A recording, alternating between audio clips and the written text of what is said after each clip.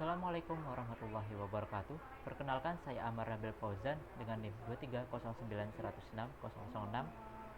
Di sini saya akan menjelaskan modul 1 tentang pengenalan dari komputer.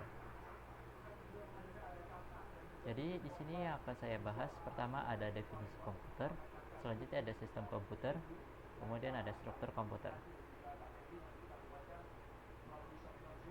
Kita mulai dari sejarah komputer. Yang pertama ada namanya abacus. Abacus merupakan salah satu alat hitung pertama yang digunakan oleh orang Sumeria, Babilonia, dan Mesir. Yang kedua ada yang namanya Pascaline. Alat ini diciptakan oleh Blaise Pascal. Alat mekanis pertama ini digunakan untuk penambahan. Kemudian ada mesin penghitung Babbage. Alat ini diciptakan oleh Charles Babbage yang merupakan desain komputer mekanis pertama. Meskipun tidak selesai, konsep ini mendasari arsitektur komputer modern. Kemudian ada seorang yang namanya Ada Lovelace. Ia menulis algoritma untuk mesin Babbage dan sering dianggap sebagai programmer pertama. Kemudian pada tahun 1936 dikenallah namanya mesin Turing. Alan Turing memaparkan konsep mesin Turing yang menjadi dasar teori komputasi. Mesin ini adalah model teoritis dari komputer digital. Kemudian ada Zuse Z3. Itu ditemukan pada 1941. Konrad Zuse menciptakan komputer digital elektromekanis pertama di dunia. Kemudian ada ENIAC 1946, komputer elektronik serbaguna pertama yang digunakan oleh militer AS untuk menghitung tabel tembakan balistik. Masuk ke dalam generasi pertama, dahulu komputer menggunakan tabung vakum seperti pada ENIAC tadi dan UNIVAC 1. Komputer pada periode ini ukurannya besar, boros daya, dan rentan panas. Kemudian generasi kedua dan ketiga menggunakan transistor untuk menggantikan tabung vakum tadi, yang diikuti oleh sirkuit terpadu IC yang membuat komputer lebih kecil, cepat, dan efisien. Memulai langkah ini merupakan langkah awal menuju komputer pribadi. Nah, lalu generasi keempat dan kelima terciptalah yang namanya mikroprosesor. Mikroprosesor ini memperkecil dan memperluas penggunaan komputer pribadi seperti Apple II dan IBM PC. Sementara AI dan komputasi kuantum mendominasi teknologi modern.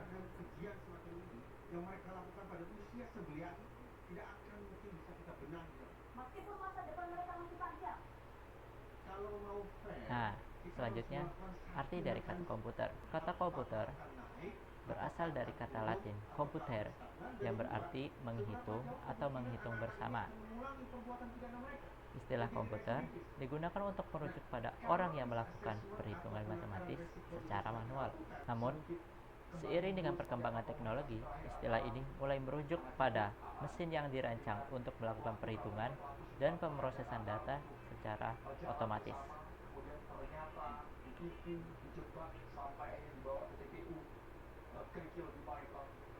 Adapun fungsi komputer, yang pertama pemrosesan data. Prosesan data untuk menghasilkan output yang bermanfaat melalui perhitungan, analisis, dan pengolahan informasi. Selain itu, komputer berfungsi untuk menyimpan data dalam media penyimpanan seperti hard drive atau SSD, memungkinkan akses dan penggunaan di masa depan. Komputer juga dapat mengendalikan perangkat keras lainnya dan menjalankan tugas otomatis sesuai dengan program yang telah ditetapkan. Selain itu, komputer memfasilitasi komunikasi dengan menghubungkan dan bertukar informasi melalui jaringan seperti internet dan email. Terakhir, komputer menampilkan informasi melalui tampilan atau secara visual melalui layar, grafik, dan multimedia.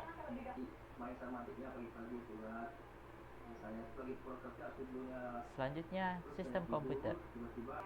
Sistem komputer bertujuan untuk meningkatkan efisiensi dan kecepatan dengan mengotomatisasi serta mempercepat proses pengolahan data dan perhitungan yang sebelumnya dilakukan secara manual sehingga meningkatkan produktivitas. Sistem ini juga menyediakan akses yang mudah dan terorganisir terhadap data, mendukung pengelolaan informasi dan pengambilan keputusan yang lebih baik.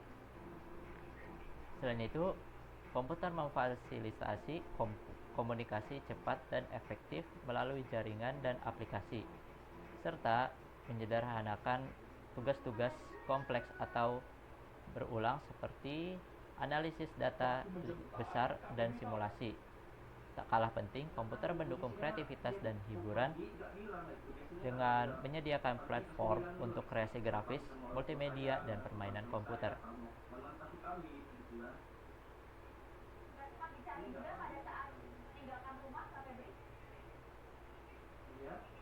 Selanjutnya adalah struktur komputer. Ada 3 komponen utama dalam komputer. Yang pertama CPU. CPU merupakan Control Processor Unit. Ini berfungsi sebagai otak utama dari komputer. Jadi CPU sini akan mengolah data yang diberikan dari memori ataupun input-output. Kemudian ada memori. Memori merupakan tempat di mana tersimpannya data-data komputer, baik itu data sementara maupun data permanen. Data sementara akan disimpan dalam yang namanya RAM, Random Access Memory. Dia akan menyimpan data sementara sehingga ketika misal kita membuka suatu web, lalu web tersebut memiliki cache. Nah, cache ini disimpan di dalam RAM tersebut sehingga ketika sudah menutup web tersebut lalu kita membuka web tersebut, maka waktu untuk mengaksesnya lebih cepat dari dibandingkan saat kita membukanya yang pertama kali. Tapi data pada memori RAM ini akan hilang ketika arus listrik putus. Berbeda dengan ROM. ROM ini contohnya seperti SSD ataupun hard disk. Nah, kalau ROM ini menyimpan data secara permanen. Jadi ketika arus listrik dari komputer mati atau saat komputer kita matikan, maka data tetap tersimpan secara aman. Yang ketiga adalah input-output. Nah, input-output ini merupakan bagian dari struktur komputer, di mana input sendiri ini merupakan perangkat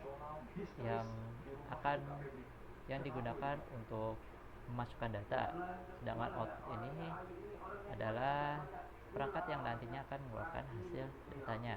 Contoh, input ini semisal adalah mouse ini kan menginput kelikan gitu.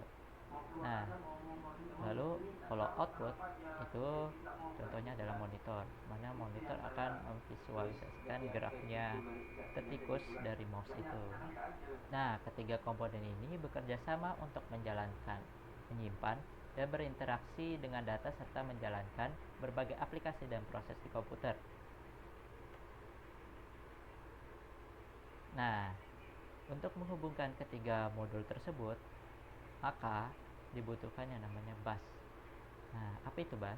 Dalam struktur komputer, bus adalah jalur komunikasi yang digunakan untuk mentransfer data, alamat, dan sinyal kontrol antara berbagai komponen komputer. Bus memungkinkan berbagai bagian komputer seperti CPU, memori, dan perangkat input-output untuk saling berkomunikasi dan bertukar informasi. Ada beberapa jenis bus dalam struktur komputer. Yang pertama, bus data, mengangkut data yang sedang diproses antara CPU, memori, dan perangkat lainnya. Lebar bus data atau jumlah bit itu mempengaruhi seberapa banyak data yang dapat dipindahkan sekaligus. Yang kedua, bus alamat. Bus alamat ini mengirimkan alamat memori atau perangkat input-output yang diakses oleh CPU.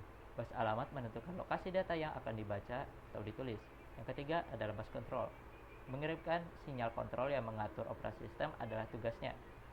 Nah, Adapun yang dikirim itu seperti sinyal untuk membaca atau menulis data dan mengkoordinasikan interaksi antara CPU dan komponen lainnya. Bus menghubungkan sebagai komponen dalam komputer dan memungkinkan transfer data yang efisien dan terkoordinasi. Nah, berikut adalah contoh visualnya. Jadi, semisal CPU ini ingin mengirimkan data, maka dia akan meminta alamat terlebih dahulu. Contoh, CPU ingin mengirimkan data ke memori, maka CPU akan meminta adresnya memori terlebih dahulu. Nah, setelah itu dari meminta memori, CPU ini ingin melakukan apa? Nah, lalu kita masuk ke kontrol sinyal. Nah, CPU ini akan memilih apakah semisal dia ingin read, melakukan operasi read, membaca, atau write, menulis. Jika CPU ingin mengontrol secara read, atau dia ingin mengontrol data itu untuk dibaca, maka dia akan mengarah ke operasi read. Kemudian CPU ini ingin mengirimkan datanya kemana. Jika ingin mengirim ke memori, maka dari data ke data memori.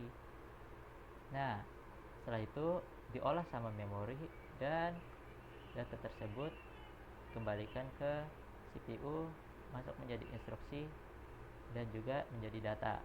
Nah, dari CPU ini akan menerima data yang tadi telah diolah oleh memori, dan yang bisa aja itu merupakan suatu instruksi dari CPU kepada keseluruhan perangkat nantinya.